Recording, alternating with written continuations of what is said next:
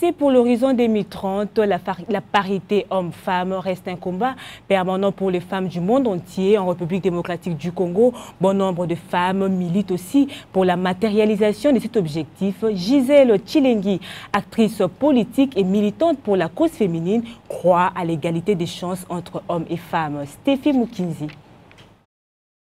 Parité homme-femme, un combat qui défère la chronique de ces dernières décennies. Si la femme dispose des mêmes droits que l'homme, elle doit cependant être à mesure de le défendre. Mais pourtant, une question se pose. Est-ce possible d'y arriver à l'horizon 2030? Gisèle Tshilengui, actrice politique, nous en dit plus. Je pense que c'est possible si on s'y met sérieusement, s'il y a une volonté politique. Parce que je pense du côté des associations et tout, on a déjà beaucoup milité par rapport à ça. Il ne reste plus que cette volonté politique. Et sachant qu'en politique, comme on vient de le dire, il y a beaucoup plus d'hommes qui, je dirais, au niveau des partis politiques, qui laissent peu de chance et peu d'ouverture aux femmes. C'est là où ça peut se compliquer. Mais avec une bonne dose, je dirais, politique, c'est possible. Et je me dis même, on peut déjà maintenant, avec le nouveau président, avec le nouveau gouvernement qui va arriver, je pense qu'on peut déjà parler de 50-50. Et ça va donner exemple sur les prochaines années. Voilà de quoi rêver atteindre la parité homme-femme à l'horizon 2030. Un combat que cette femme traduit ici par son quotidien.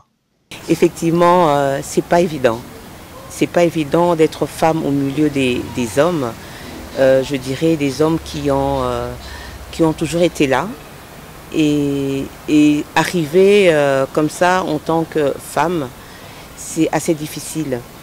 Mais c'est possible. Je dis, il faut être doté d'un sacré caractère et je dirais d'une bonne dose d'intelligence et de sagesse.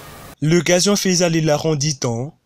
Gisèle Tshilengui, un appel à la conscience et à l'engagement des femmes. Ce que je veux dire à toutes ces femmes, à toutes ces jeunes filles, j'aimerais les encourager à étudier, à aller plus loin.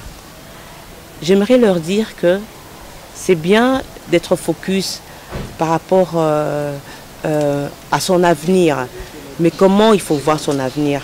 Ne restez pas dans les futilités, dans les make-up, dans les vêtements, dans les chaussures. Non, dites-vous que vous pouvez apporter une pierre à l'édifice pour le développement de ce pays.